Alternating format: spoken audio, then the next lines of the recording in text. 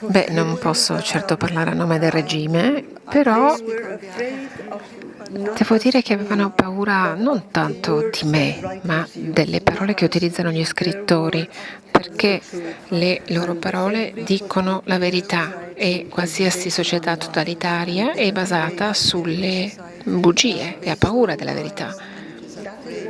E per questo si sono comportati nel modo in cui si sono comportati e poi non piaceva loro il modo in cui mi comportavo come donna.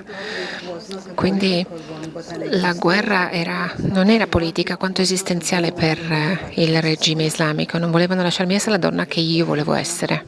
Lei coltiva la speranza che un domani vedremo un Iran democratico.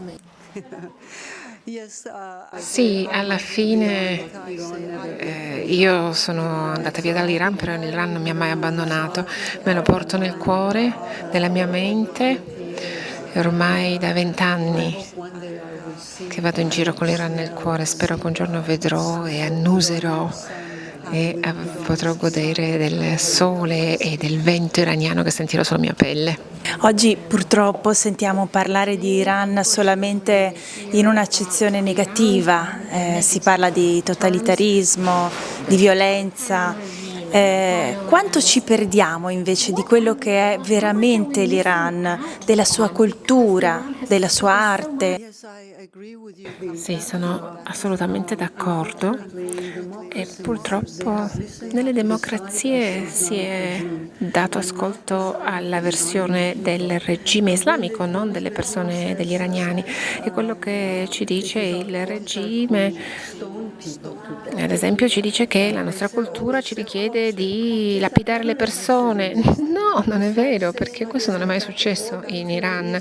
È come dire che tutta l'Italia è un paese fascista. Non è un paese fascista, ovviamente.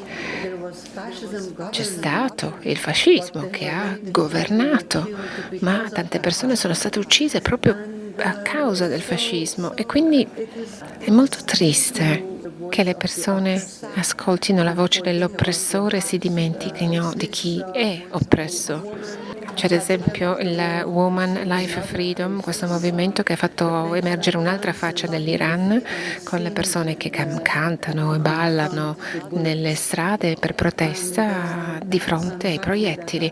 E mi fa molto piacere che gli iraniani le iraniane siano riusciti appunto a fare la differenza.